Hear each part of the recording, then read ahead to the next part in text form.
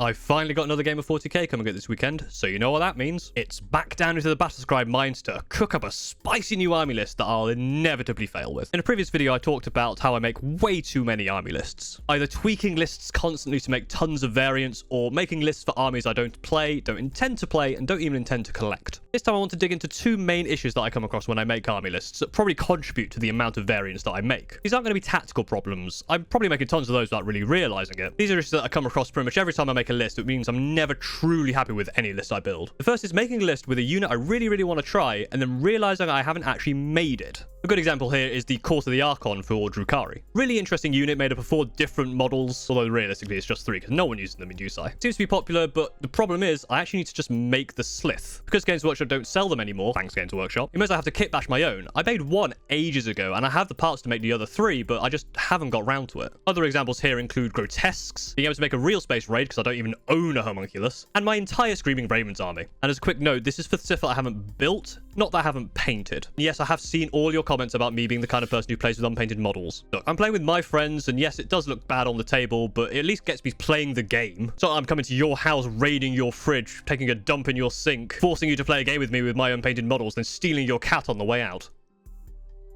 Yet. The second issue is a really kind of silly issue, but it's one I come across a lot. It's making lists that don't include my favorite units. I think the biggest example here is my Mutalith Vortex beast, Chauncey. There are annoyingly 2 versions of me whenever I'm making lists. Paul 1 is the competitive min-maxer, who wants every unit to be efficient and wants the list to be as competitive as it can be. Paul B, on the other hand, just wants to have fun with the coolest looking models, which means there are situations where there might be a very cool model that I really love playing with that just isn't very competitive. So Paul B will include it in a list. Paul 1 will then say, no, that's not competitive, take it out, we can get something more competitive. Paul B will then say, that's not fun, we want Chauncey in there, and we'll go back and forth making tons of different lists trying to fit both of these things in, and it's just impossible. And because I play so few games, one of those 2 pools is always going to feel like we're missing out on something. The obvious solution here is just play more games, but again, this is a time constraint really. Other examples include my Demon Prince and Thousand Suns, trying to fit as many Hellions into a Drukhari list as possible, and the entirety of my Screaming Ravens. Realistically, I should just play whatever list I want. I shouldn't worry too much about any of this stuff. I should just make a list and stick with it, because at the end of the day, I'm still pretty bad at the game.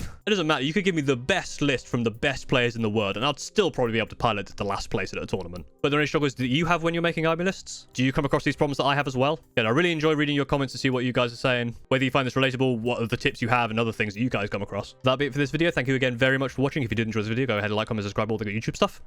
And I will see you next time. Thank you very much for watching.